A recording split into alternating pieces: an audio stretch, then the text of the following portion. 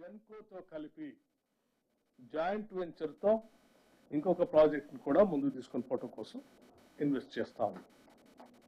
అట్లాగే ఒడిశాలో కూడా అక్కడ మనకు వచ్చినటువంటి సింగరేణి కాలేజ్ సంబంధించినటువంటి బొగ్గు కానీ నైనికి సంబంధించి దాంతో పాటు అక్కడే పిట్ హెడ్ పవర్ ప్రాజెక్ట్ కూడా పెట్టాలని సింగరేణి కాలేజ్ ఆలోచన ఇన్వెస్ట్మెంట్ కూడా చేసి ఒడిశాలో అంగుల్ డిస్ట్రిక్ట్లో పెట్టాలని విస్తరించడం కోసం ఆలోచన చేస్తా ఉన్నాం. అట్లాగే new coal mines projects like V K Venkatesh కని కొత్తగూడెం, గోల్నెట్ ఓసి, ఆసిఫాబాద్ డిస్ట్రిక్ట్లో నైని ఓసి, వీటితో పాటు వాటిని విస్తరించుకోవటం, పెద్ద ఎత్తున ఇన్వెస్ట్ చేయటం. అట్లాగే infrastructure facilities like construction of coal handling plants mines దగ్గర, new residential schools for employees చిల్డ్రన్కి, integrated residential school for employee చిల్డ్రన్కి, upgradation of medical facilities at SCCL area హాస్పిటల్స్లో, ఎస్టాబ్లిష్మెంట్ ఆఫ్ క్యాత్ ల్యాబ్ లాంటి, అట్లాగే multi super speciality hospital హైదరాబాద్లో Singareni employees సంబంధించి ఇవన్నీ కూడా చేయాలని ఆలోచన.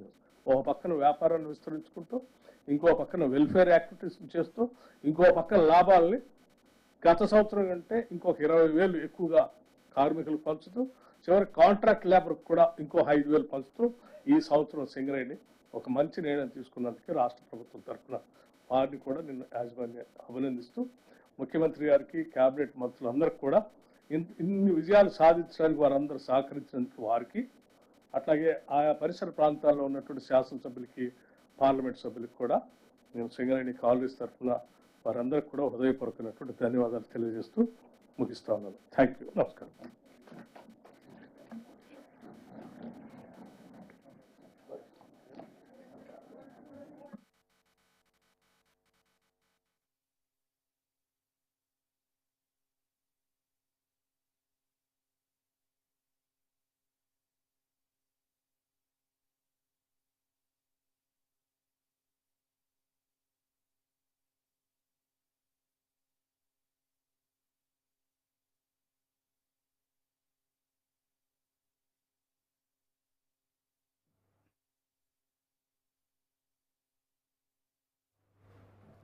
ఇక కేబినెట్ భేటీ వివరాలు కూడా డిప్యూటీ సీఎం బట్టి విక్రమార్క గారు వెల్లడించారు. మనం చూసాము ఇక సింగరేణి కార్మికులకు కూడా మరి ప్రయోజనం కలిగే దిశ కూడా ప్రభుత్వం ఆలోచిస్తుందని చెప్పారు.